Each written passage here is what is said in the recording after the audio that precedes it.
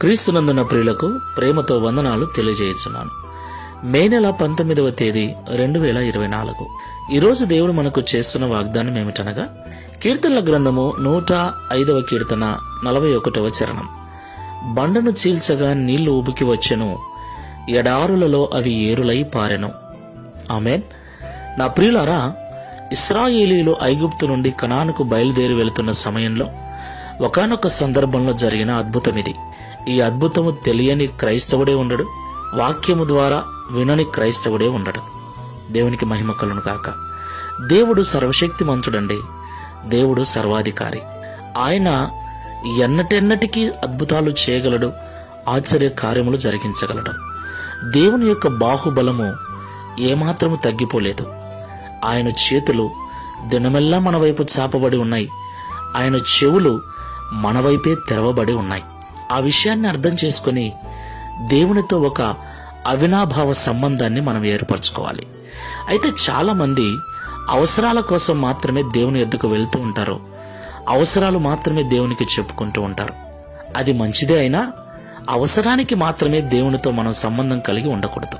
దేవునితో మనం కలిగి ఉండే సంబంధం అది ఒక ప్రత్యేకమైన సంబంధంగా ఉండాలి.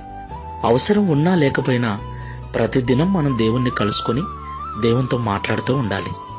అప్పుడే దేవుడు పరిశుద్ధాత్మ వర్షముతో మన జీవితాలను తడిపి మన జీవితంలో కావలసినటువంటి ఫలాలను, కావలసినటువంటి పంటను ఫలింపజేస్తాడు.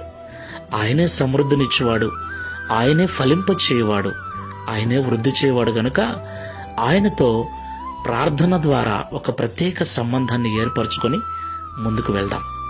ప్రార్థన చేసుకుందాం. ప్రేమ స్వరూపుడా, పరిశుద్ధుడా, పరిశుద్ధమైన మీ నామమునకు స్తోత్రాలు. అయ్యా, మీరు ఎన్నటెన్నటికి మార్పు లేనివారు. అబ్రహాము, ఇస్సాకు, యాకోబుల దేవుడవే మా దేవుడవు, ఇశ్రాయేలీయుల దేవుడవే మా దేవుడవు. వారి ఎదుట అద్భుతాలు చేసిన మీరు మా ఎదుట కూడా అద్భుతాలు చేయటానికి చాలిన వారని, సిద్ధముగా ఉన్నవారని మాతో మాట్లాడారు. అయితే అవసరాల కోసం మాత్రమే నీ యొద్దకు మేము రాకుండా నీతో మేము ఒక అవినాభావ సంబంధాన్ని ఏర్పరచుకోవాలని, ప్రతి దినం అవసరం ఉన్నా లేకపోయినా నీతో మాట్లాడుకుంటూ నీతో ఆ ప్రత్యేక అనుబంధాన్ని కలిగి ఉండాలని, అప్పుడే మా జీవితము ఆశీర్వదించబడుతుందని, ఎన్నటెన్నటికి పచ్చని తోటవలే ఉంటుందని మాతో మాట్లాడారు.